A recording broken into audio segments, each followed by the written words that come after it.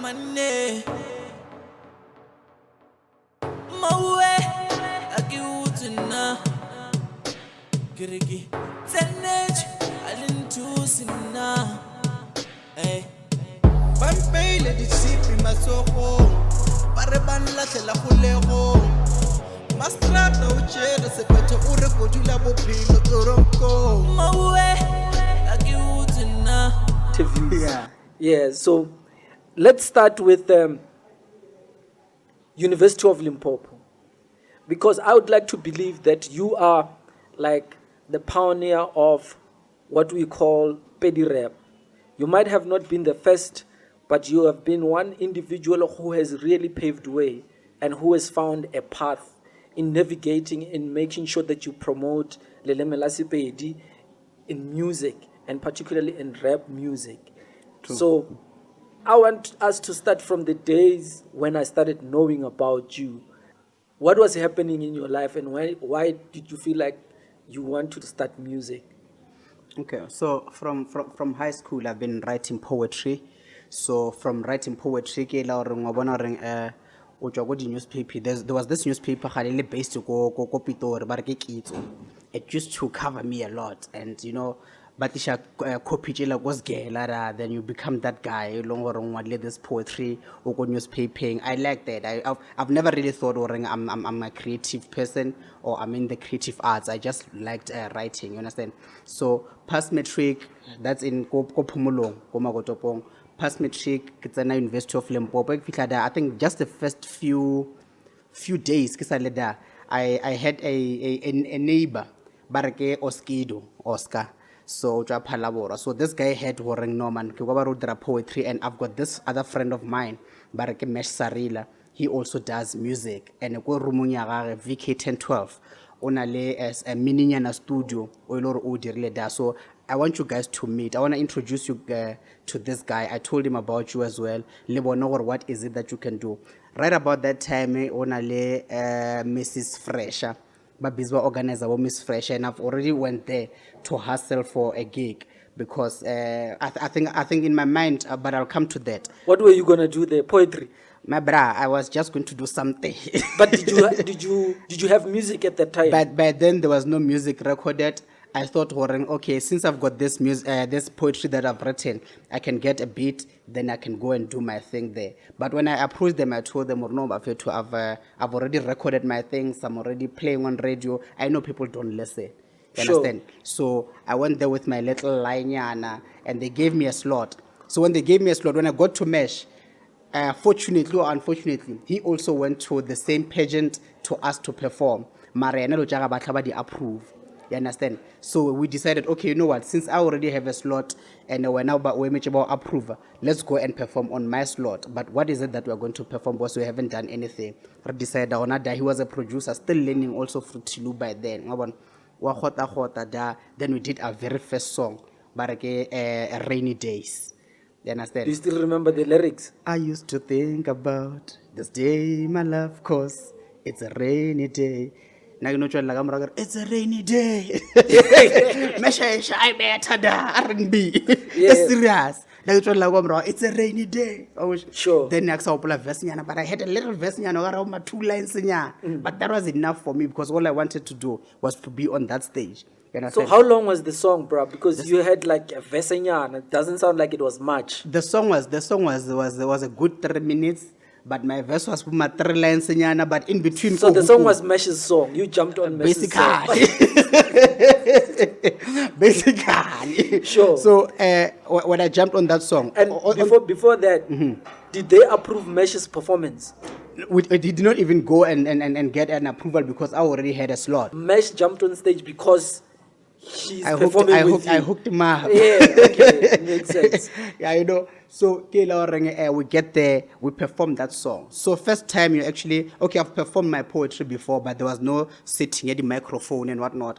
You're performing those poetry. So here now, you've got a sitting or a stage, there's a crowd, right? It's even University of Limpopo Hall. The crowd is huge, my brother. settings and everything, sound proper and everything. But then in a hall fella around a microphone, you have to scream to a point or the last person I go out. Sure. So I'm still having that thing in my mind. Man, no get microphone. So they scream out again. You don't realize that the microphone is an amplifier, so you don't have to shout. My first, I want to go to rainy day. Get like that first rainy day there. Wala go holo. Understand? Holo yar.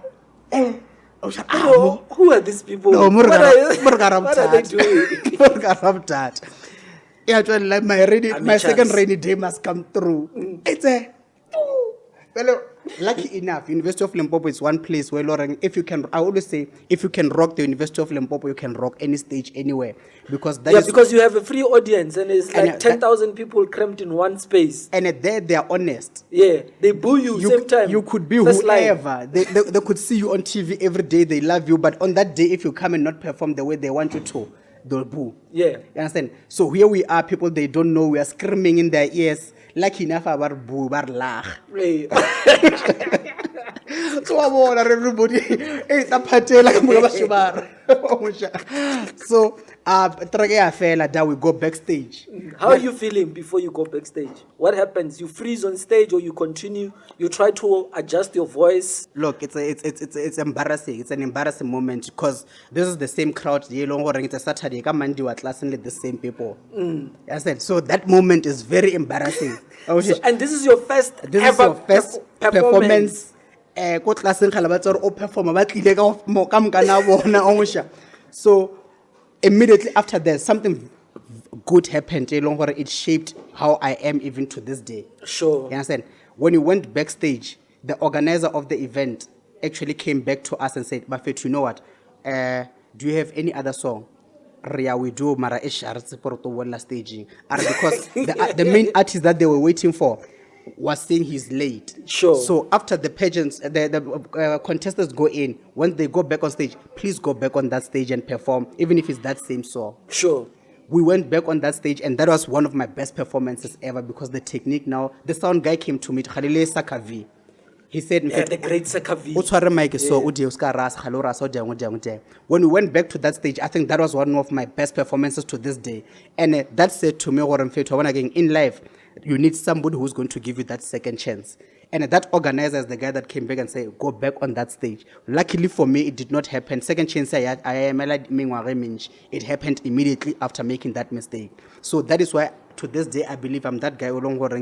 You could tell, I could meet an artist and whatnot. If I've got the platform, I'll give that person that platform to give them that second chance, because I was given a second chance on the first day that I made the first mistake. Chances are I'll perform again. Yeah, so you carried that along with you, and you've carried it for the very longest time. Don't you get tired, bro? And especially when the people that you help tend to become more successful than you are. 100%. Right? And don't you feel some sort of frustration? Of course, it's a win, you understand? But don't you feel some kind of frustration that you've been doing this for the longest time and you have learned some of the harshest lessons, and you are actually making it for someone else to actually find it easier to navigate the industry, and they become a bigger artist than you. And there's a conversation in the background to say, Mopedy has been doing this thing for 14 years. He's still an upcoming. 100%. Yeah. 100%. So how does that make you feel? Look, man, you must... Because DJ Call Me is still an upcoming. And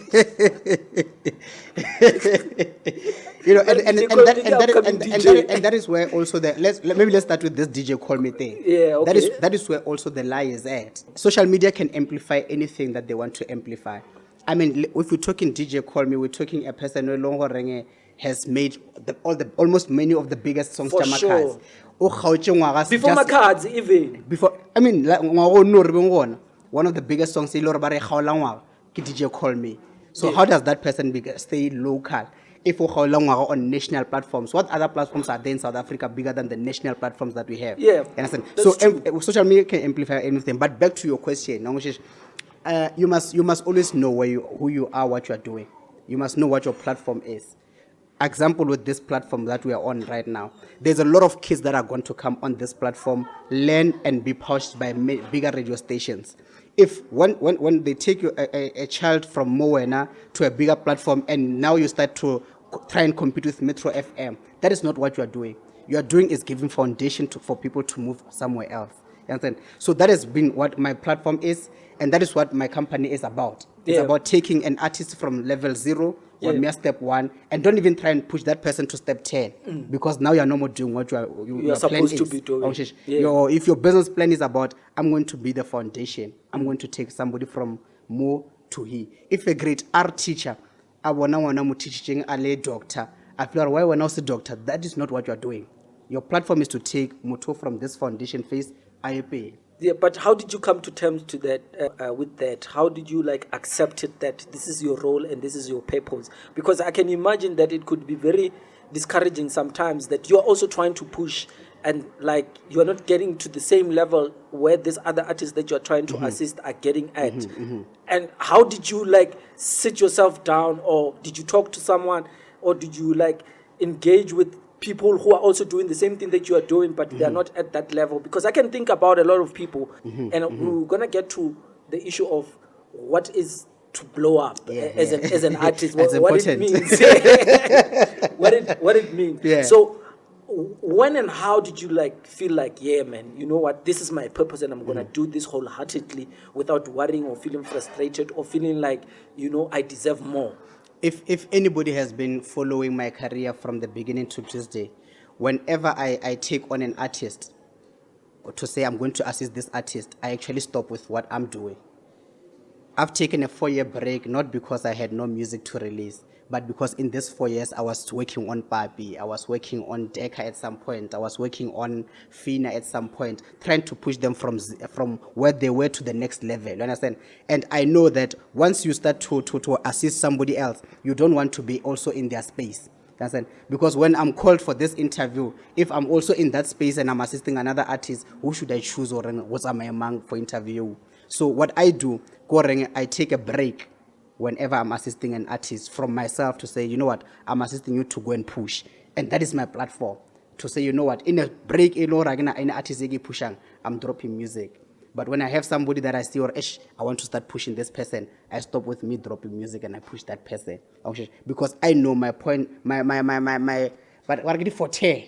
Yeah, your expertise. My expertise is in artist development. Sure. And artist development, you cannot develop an artist who's already international.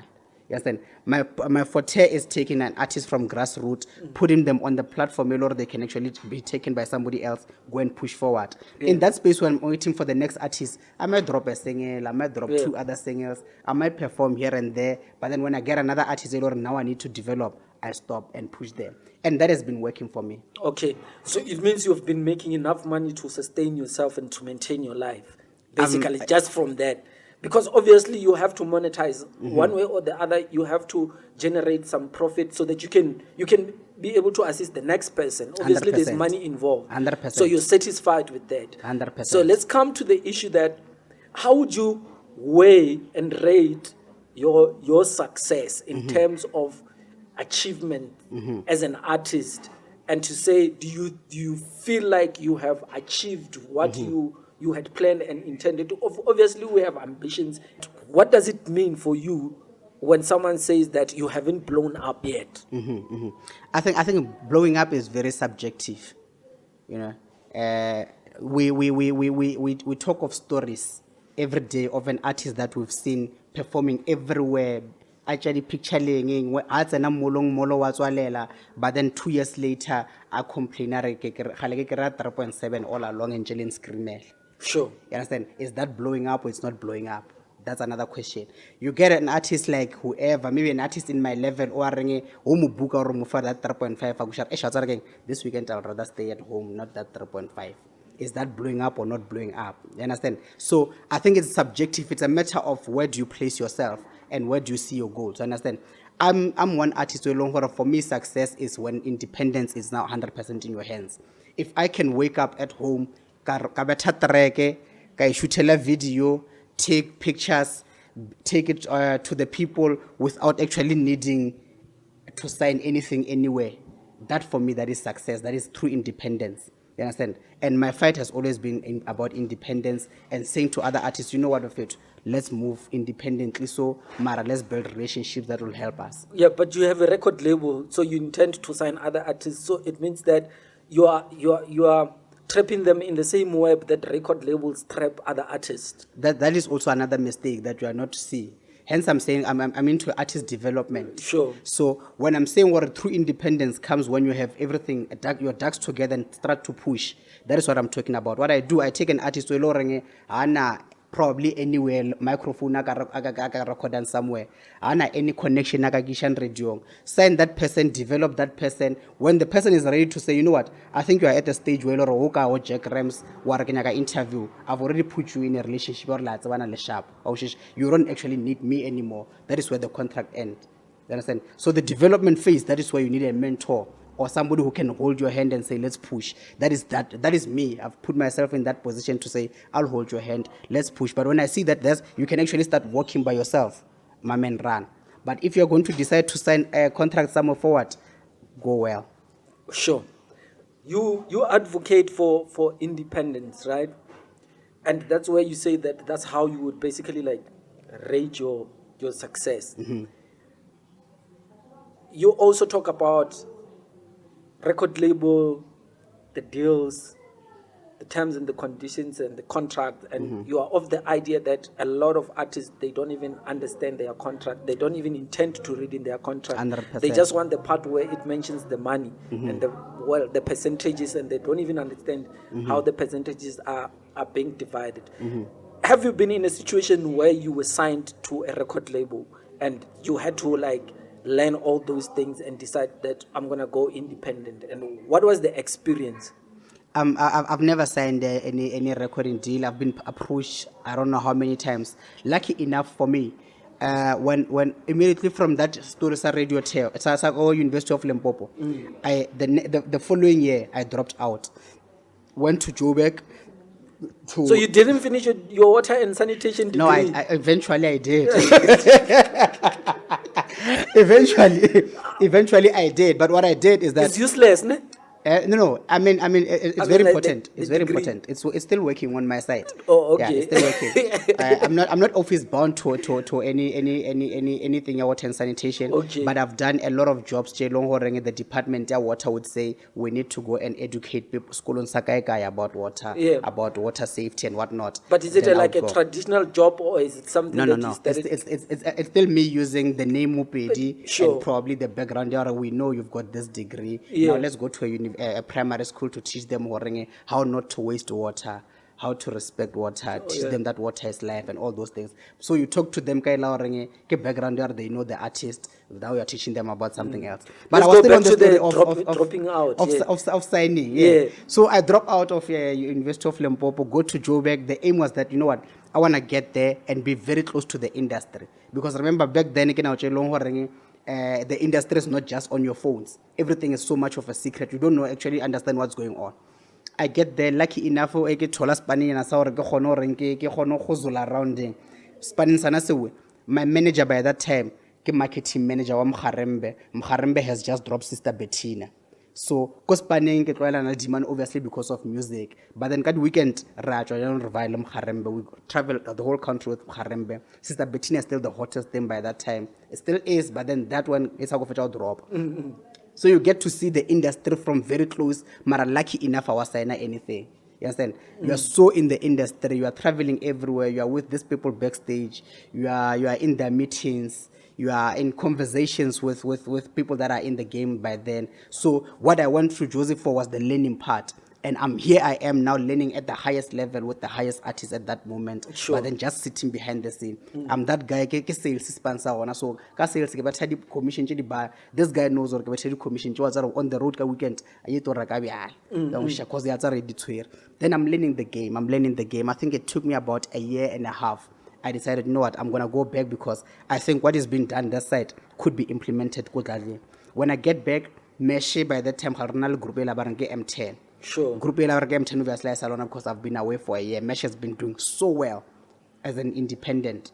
Great. I get there, Mesh basically is this guy at university, he can't even move because it's this big artist.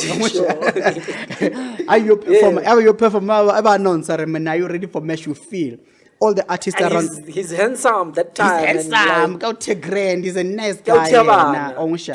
Sure. So, and every artist around campus and around Teflop, everybody got the beat and everything by our mesh. So he's the plug. Yeah, University of Limpopo. I've been away for a year. I come back. What we've been doing, I don't want us to disturb that. Continue pushing mesh. I'm going to push Mopedy, but then we're still going to be that close. But I asked him one very important question. Or in fact, University of Limpopo, you can't move. You are this biggest artist this side, and you are making good money from the Jasmo campus. But here's my issue.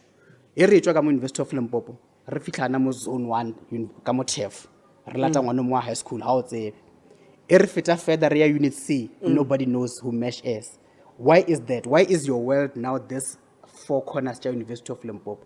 I think with the experience that I have now, let's go out more. Sure. Yes, and that is when we start doing the Freshers Ball, University of Venda. That is when we start doing the TUT. That is when we start doing your government gigs. That is when we start now going out. Because I've experienced that, you know what, music is you can take your music outside of just the place you're long or more you're on. And that is what we did. And I think that is where it opened our eyes to say, you know what, I think now we are artists. So when you came back from Jozi, you come back to Limpopo, there was a point when Mopedy was like on every poster at every event. Like, how much money did you make at that point? Plus, you were performing like a lot of government events. You must tell us how you got so many of those government events. Yeah. Besides the fact that but you were not really like an activist then, like you are now. So, like those kind of events at your height, how much money did you make? Look, man, if you can, like count and quantify it. As a student, I used to do almost at least 2 gigs, government a month, and I've never charged. I think it's not safe to even say. No, probably let's leave the money out. But I was nice. You understand? They were nice, and is that the money that made you buy your first car? Yes. And what was your first car? It was a Polo, 1.9 TDI. You bought it cash? Contant. From performance money. From performance money as a student, as a young boy. But then here's the beauty about everything that I want to tell you. That was a blessing and also a curse. Okay, how so? It was a blessing and a curse because remember I was getting a lot of government gigs, and I knew how much they were paying me. But you're not getting anything. Any other person who would call me at my tavern or at my pub or at my club, the money did not make sense. That is why to this day, we can go back into history. You would know what a majority of the popular places around here, I've never performed at them. Because to this day, it still doesn't make sense. What, you can't settle for 500 rand? I had 2 songs. 1.5 if you were to negotiate yourself. At some point, I had 2 songs playing community radio stations, getting government gigs. And with those 2 songs and government gigs, it still people around are not getting that. Sure. You understand? So it gave me a bit of a problem to say, hence I'm saying it was a blessing in the case because remember you're doing these government gigs, I didn't attendance by. You are saying no to this club and pub gigs, ordinary attendance by. So but what you are having, they don't have the money. You are having this money, but you don't have the fan base, serious fan base. Sure. People are not playing your music. They don't have your music because why? About one every weekend, they let club on A and B and C. They are seeing posters, but you've never seen this performance because performance are government. And somewhere fast or by idea. Sure. So still at the University of Limpopo, you are gigging, you are performing at Freshers Balls, you are performing at SRC bashes, you are performing at government events, you are not going to clubs because they're not offering you the money that you're looking for. You are at the height, Mopedy is big. Your music starts getting attention, public, private radio stations. Now, you get a gig, a radio gig. How did that come about and where did your radio career start? Yeah, my radio career started at Radio TEF, and I did not get it. I went and took it. Okay. Because I was chilling, listening to the radio. My tracks are playing on Radio TEF. I know they know who I am. Sure. So I'm listening and I'm saying, hey, but all these shows, they're sharp. They're well structured, but Yeah. the music is the same. There's no hip hop show there. Yeah. You've got reggae shows, you've got gospel shows, you've got your afternoon drives normally as they are, your breakfasts as they are. I approach Martin Nkwana, Nkwana. yeah.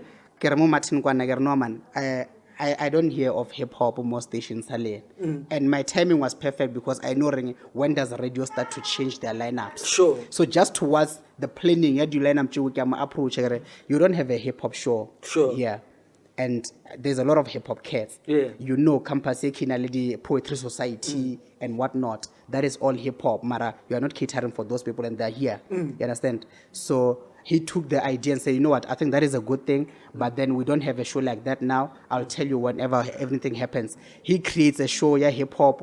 I go there, but this is the audition. Sarah audition, but at the back of my mind, I'm thinking, Corruption. come on, my God. This is my idea. And this Yeah, is you have just to. procedure. You have to. Banchi, I said, a hip hop show. It's called the Free Flow. Sure. So because of that mentality, like what Joe's or when you get into a space, try and dominate. I do all my jingles. Show ke Free Flow. I do all my jingles. Ke hip hop show with Mopedy. Sure. So I'm plugging my name in everything.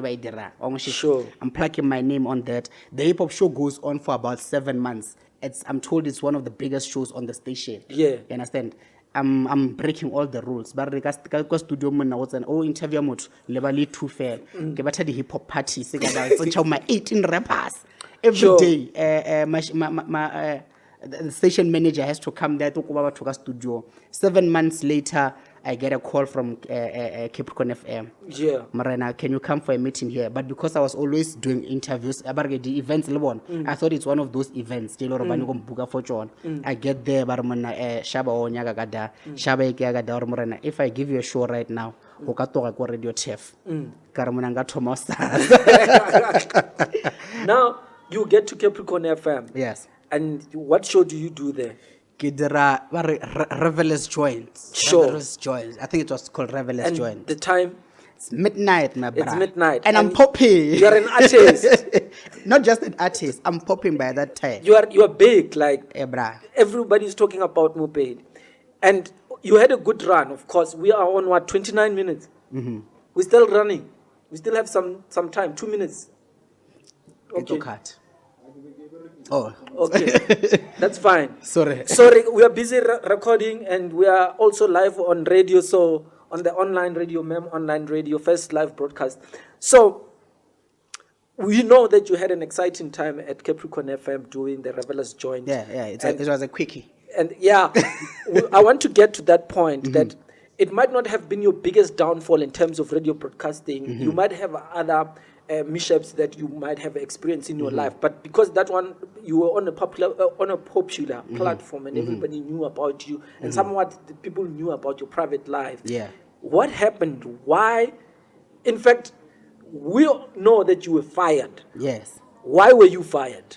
Okay. Basically, it's between firing and not. I don't think it's even called firing in the radio space when the contract ends and they don't renew. But then the reason they don't renew is because even if it was not for that, they were going to fire you anyway. Sure. You understand? So I get to Capricorn FM.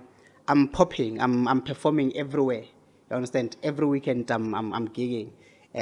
So there's never been a show that I've done I get ready from somewhere. Sure. Lucky enough, I've never been late for a show. But whenever I would be performing somewhere, I would chill. Sure. I would chill like that, get on stage, come back and do this show. I would chill like get there, do this show because Radio TEF, you were free like that. You understand? It was not allowed, but you knew how to get around it. You understand? Here on Capricorn FM, everything now is done on a professional, higher level. Everything is being observed. You understand? Sure. I that ends because definitely because of alcohol. You understand? Sure. I get off radio, and now I've got an option to say, do I go back to community or what do I do? That is when I decided, you know what? I think let's go back to that mission of saying, you know what? You wanted your independence. Now push that independence 100%. Yeah. So that part, Capricorn FM, that situation happens, and then you leave Capricorn FM, and what happens after that moment? I think that is the time where I just hit the accelerator to say, you know what, you're an artist 100%. You're going to push the artistry. If not, then you're going into management, because like I remember when I was telling you about the story side University of Limpopo. Sure. My initial plan, I've always wanted to be an artist manager.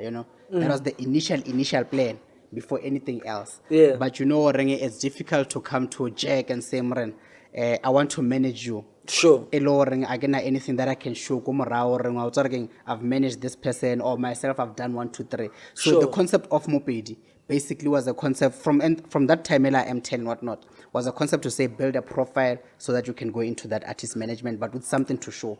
Yeah, you started with Mesh. I just wanted to wrap up your journey. You started with Mesh, and you already explained how you started with Mesh. How's your relationship with Mesh now? We talk. We don't talk every day as Sure. we used to. We don't update each other on everything like we used to, but we talk. Only any opportunity, especially now we talk mostly about opportunities. I remember just, I think it was last week, when I saw music was for this 1, 2, 3, 1, 2, 3. Sure. He was the first person to say, in fact, here's 1, 2, 3 L. So how long have you known him? How long have you been buddies? 2004. It's that long. So that's like what? That's what? Mathematics. I don't know, man. Molome maths. That's why I left maths. I don't know. 2004. That's probably like you're like a good 18. 18. Yeah. 18 years. Yeah. 18 years. But I count about Yeah. count. But Ngwana no nwa byalwa. yeah. Now since re thoma tsa ba. So you met Mesh, and also you have a very interesting love story. I see you sometimes you post your daughter on social media platforms. Yes. And to my assumption and to the information that I know is that you met your I don't know, your woman in varsity. Is it But a cat caught your tongue. yeah. That's what I think I know. So I want you to verify, because there's something I want to explain about that whole experience. Yes. And because I've seen her support you like big time. I don't know now if you are seeing someone else or that relationship, it's still going on, right? And I just wanted to highlight something that back in the days, I've always seen you with her. And she has always been supportive, attending your events, and everywhere you go, she's there, right? So let's talk about the kind of support you got from a woman at that point, because as an artist, Joe, it's not easy to have a stable relationship, coupled with the fact that there's a lot of attention coming to you, right? What kind of like support, just to paint a picture, you got from her? Because that's what I saw, that's who I know at that point. Yeah, basically the type of support that an artist needs from their partner. You understand? The support that an artist needs from their partner has to be a long horeng. As artists, nothing is ever on time. Sure. Not that we are late, but then nothing you can ever plan to say, you know what, ka weekend ya di 23 December we are going to go out. You can't do that with an artist, because ka di 21 ba ka phone for a gig. Sure. And that thing that you've been planning for the longest of time has to be cancelled. So you need to have somebody or long horeng is understanding horeng plans can change tomorrow. So it's difficult to make long-term plans, just small things like going on holiday. They might seem small for somebody who's an artist who's always out anyway. You understand? But for your partner, those things are important. So you need to put your foot down to say, am I going to say in this relationship we're going to work according to schedule, saga, or there will be those times where I would say no to a gig and actually focus on their relationship. You understand? Yeah. So as an artist, you need to somehow sit with your people and balance that part, because a call can come right now, but whoever, we had an event, mama can say, are you available? Then tonight you must go somewhere. We're not going to delay plans. You understand? So as an artist, you really need to find somebody who understands what we are in. Yeah, because like it's quite difficult because what we are reading and seeing in the media is that a lot of artist relationships, they don't last, and maybe sometimes people are dating the wrong people, and maybe the intentions are not really clear. Some get married and get divorced after 3 or 4 years, right? Remember, in the beginning, we spoke about the issue of social media amplifying things, Sure. or amplifying things, even with Or exaggerating situations. I think in my belief is that we look at a bonang. You understand? We look at a bonang, somebody probably that we've known for 20 years, and then we count or she's been with these 3 people. Then we say, hey, she changes relationships. But in 20 years, in reality, on the ground, how many people Every do you change? day. How many people do you change in 20 years? Every day, because people she's change relationships every day. she's on TV, 3 seems like a lot. Sure. But that is 3 in 20 years. You understand? Where now chances are in the past 3 years, you've passed that 3. But because it's not TV, it doesn't amplify as if it's a long time. It's the same situation with DJ Zintle. They're saying that she has like 2 children from different fathers. Just because it's a celebrity, it looks like it's something unusual. But on the ground, every day, people like have 4 or 5. In fact, today, when you meet a friend, the question is, because we're so society, we're used to families, a person will know, and we managed to work it out. But it's not like people don't want the family setup. They do, right? We do want the family setup. But the situation, sometimes they don't allow that to happen. And it's not like people just choose that we don't want to establish a family environment, right? So I don't think it can be a blanket approach. Look, I'm not a statistician or a mathematician, but I can tell you, if you've got a child only under the age of, say, 23, 25, when you get to 35, 40, chances are you've got a second child with somebody else. And that is the probability is high on that level. Very high. You understand? Yeah. Because our relationships these days, they don't last that long. Yeah, and even if you want it to last, I mean, even if like you can't just hold on, because it's not working. You understand? If it's not working, and what I like about what's happening now is that there's somehow, I don't know who's teaching society that, but somehow there's a way in which we are able to do this co-parenting thing properly and smooth. You understand? Yeah, there is a way. And that is a great thing to say. You know what? We know the probability is high that you're going to have more than one baby mama or baby daddy. You understand? But how you work around that situation, that is the important part from there. Yeah. You understand? So that chapter is done. This topic won't take long, right? The idea of like collaboration. Yes. You understand? The idea of artists working together, artistic collaboration in an effort to achieve something greater. You advocate for that, and you are like an activist for that. And you also advocate for independence, but independence meaning that you should be an independent, make your own rules, control your own time, while you are busy working with other people as a structure, as a unit, right? What does it mean for you? Like, why is it so important for people to collaborate? Look, I know people. By long for a scheme says one, get their choose, ne? Scheme says one, get their choose. And then one is a videographer, the other is an artist, the other is an artist manager, the other is a producer. But all these people are about doing any work because the producer is waiting for an artist. The artist waka mopatela ngwe metse producer ka ta modela beat, that's why it's na music. I'll tell you shoot the video ye metse artist ka ta mopatela, that's why I shoot the video. And these people ba phela some every day, ba not every day. They're doing 4 skills when you combine, that is what they are waiting for. All of them. One o spana radio nge o imetse wa to mo fantshotsho from somewhere, mara somehow you go ba dia choose the celebrity.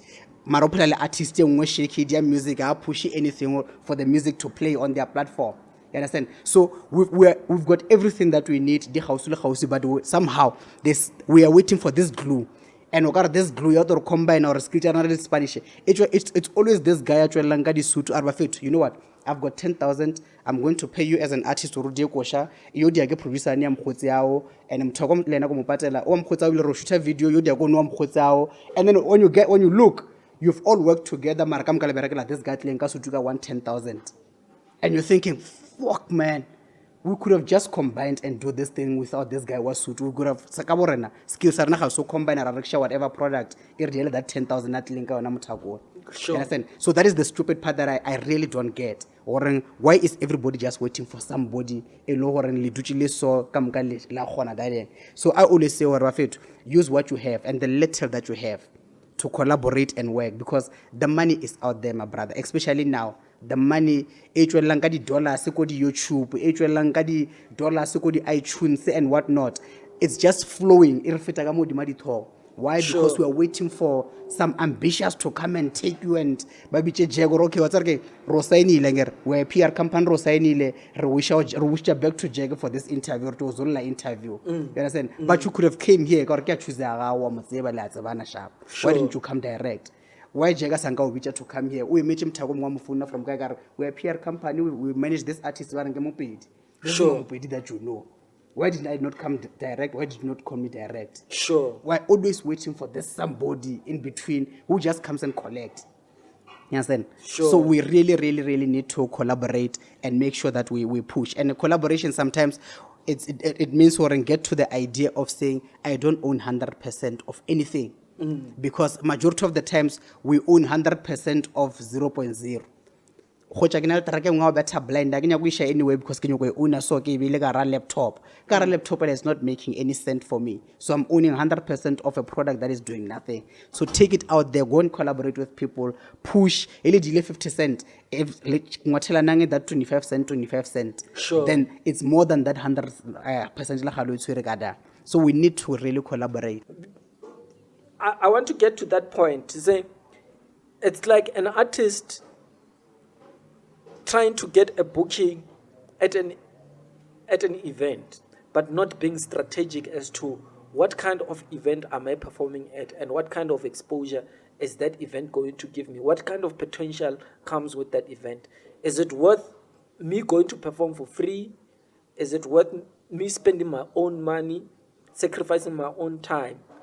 Or should I demand that I get paid for it anyway? And if I don't get paid for it, I'm not going. All right? It's about evaluating the value that a project comes with. Right? And I suppose that's what you were going through when you listened to what I had to say. And you're like, there is value here. There's actual value because these people have put in resources. They've put in time. They've put in a thought process. There's been a serious thought process about the project that they want to do. I want to be part of something like this. I'm not speaking on your behalf, but I would like to believe that was what was going in your head while you were thinking about what we are trying to do. So overall, as we wrap up, what can you say about what you have witnessed today? What happened here today? The journey continues. Sure. The journey continues, and you know, if you don't wake up and go and do something, it will never happen. Understand? If you're just like again, I'm going to say this: if you're going to be waiting for somebody to come and be a catalyst, sure, it's not going to happen. Or you were already ready. All you needed for me is to take it to another level. Without my assistant, you were already ready to move. Understand? This wheel was already turning. So we spoke about the issue of artists not going to places that can give them opportunities. Remember when you started with this interview, I did majority of my events, government events, corporate events, whatnot. That the very first one that I got, World AIDS Day or something towards that campaign HIV.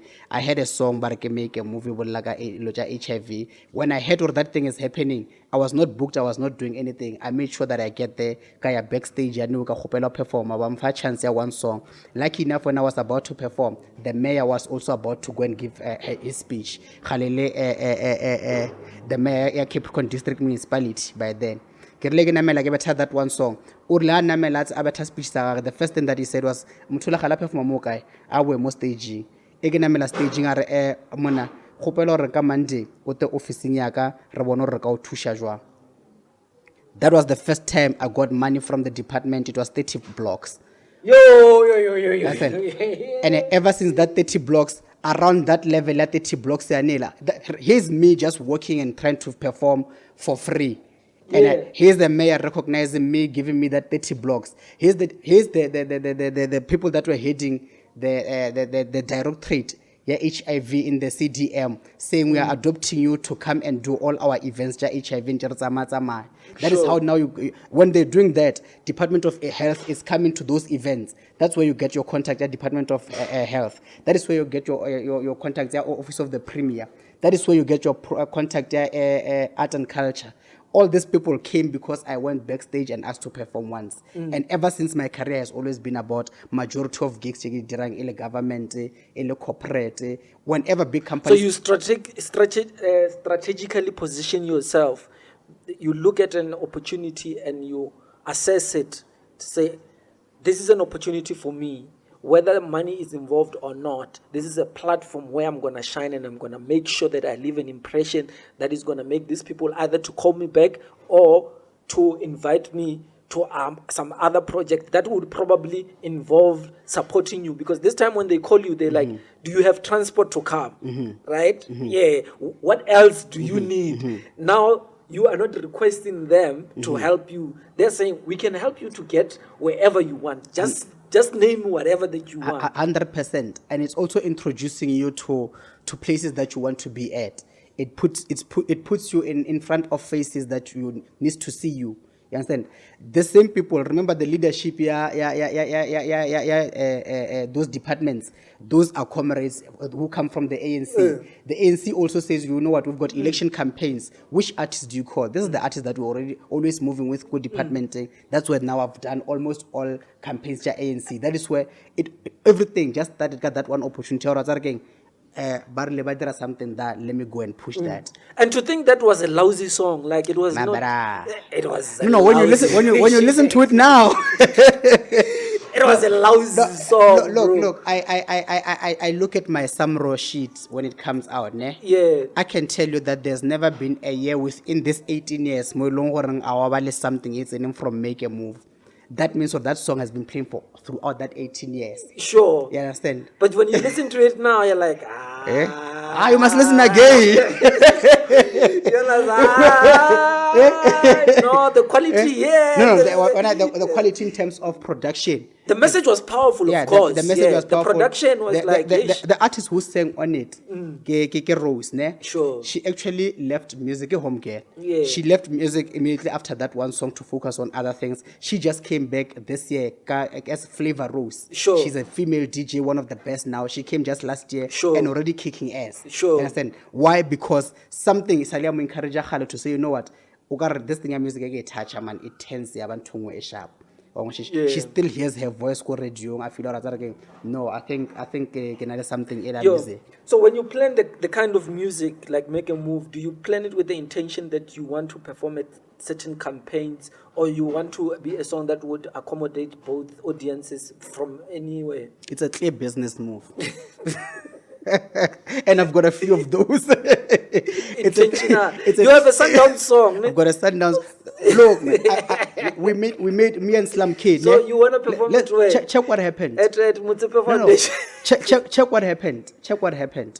We had a Sundown song. We did a Sundown song, me and Slum Kid. Sure. I took that Sundown song to Mr. Goldfingers. Sure. Head of support to Sundowns. Immediately, if you drop that thing, from there, the culture Sarah, we were sharp. And a month later, Sundown has a competition to say they want artists to bring in music. Sure. You remember that? I remember when also did a song. They're giving some people 1 million. That was immediately after Rafa that song. You understand? A clear business move. You had some inside info. No. Look at the look. No, I don't have anybody for Sundowns. But here's the thing. Someone told you something. Here's the smart thing. And you got it right. No. Here's the smart thing about this thing. If sitting really go somewhere, let's do this. I'll go and hustle, and it changes an organization like Sundown's plan to say we are going to have a campaign, a sock, because we are encouraged by this thing. That tells us, Warren Buffett, okay, maybe I don't even need to do it for Sundowns. I should do it for something area. because Sure. the plans that we have clearly di a bereka. If an organization as big as that with so many employees ka kwa gare, re kgona ba fa an idea, ba kgona run that idea and even put $1 million to say somebody will mean $1 million. Yeah. So the idea that we give them is worth $1 million. That means. Sure. You understand? Yeah. So Arska Kenyacha sitting wherever. So basically, essentially, what you're saying is that they might have hacked your idea. No, they heard the song and probably felt, and instead of taking one song Yeah. from one artist, Yeah. we can have a PR campaign, remove it from to a lot of artists, have them compete. Then this is them talking about Sundance, even if you don't win, but you've posted the song, Sundance on your socials. It's a nice PR for them. Yeah, that's Understand? great. So instead of getting just one song, let's rather have Which this team, whole thing. which team But do you support? I'm a bagger shushu throughout. Disappointing. Forever happy people, man. But you'll be alright, man. Yeah, You'll thank you, be man. alright. So, my brother, thank you. And maybe just to clarify, Yeah. you know, when okra ono kiwo direlo nyedi so kagere, it should give you the power to move on. Sure. I don't hang on any. There's a lot of ideas still that are no cure along the way because because now can no kill idea ka be like a picture anywhere. You know what happens? There's a guy. Oh yeah, Kwenisto Makhacha. Yes. Once sent. There's a podcast. You must mention names. Yeah. He once sent a proposal to Mojalaf. Ase jaja radio mba wa tsara ke kinele majitaka re no a drink ela so ka mo gare ke black ka mo ntele ke black and white. Mona this is if it's coke, people know it's coke. It's coke. What They do you know. describe? No. This is not red. So yeah, Kwenisto Makhacha at some point drafted a proposal of a show to Mojalaf TV. Yeah. And they did not respond, and he sent a proposal to some other platforms as well. And Yeah. this is him saying this on social media, by Yeah, the way, yeah. right? So it's not like private information that he told me. Yeah. So it was a discussion on a public platform.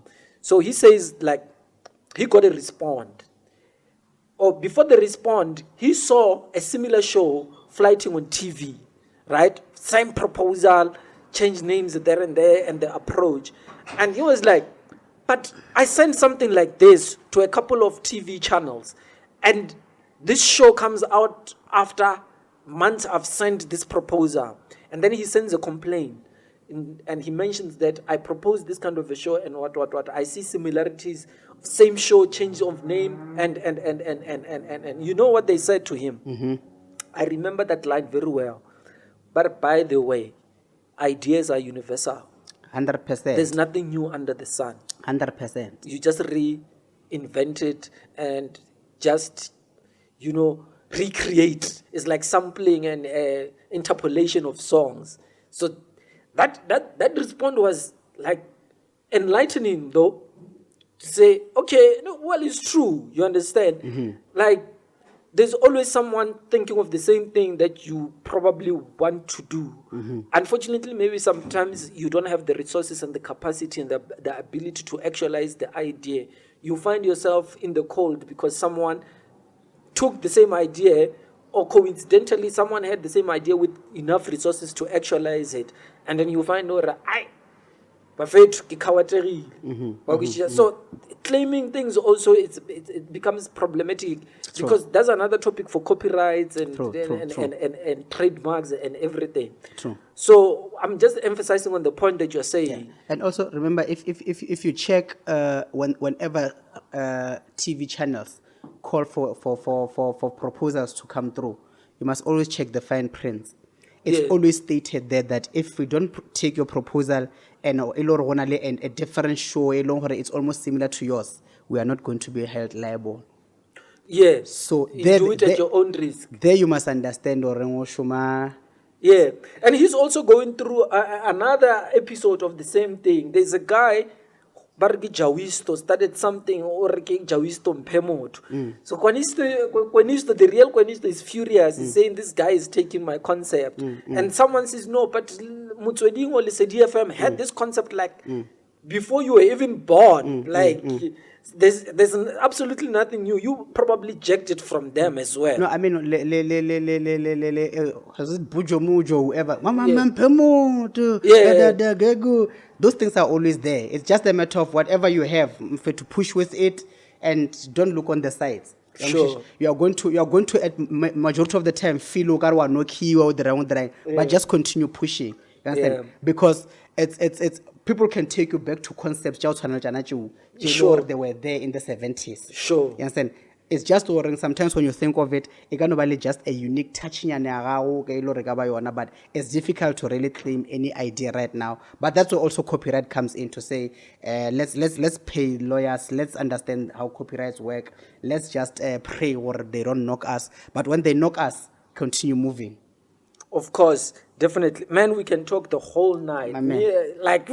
You'll come back anyway, right? You still have guests. Yeah, you'll come back. I need to talk to Nook, man. I need to talk to Nook. He needs to come through and let's at Sub-Zero while he's busy thinking, come through, my brother. Come through. Thanks a lot, my brother, and all the Sure. best. I think this is the beginning of great things.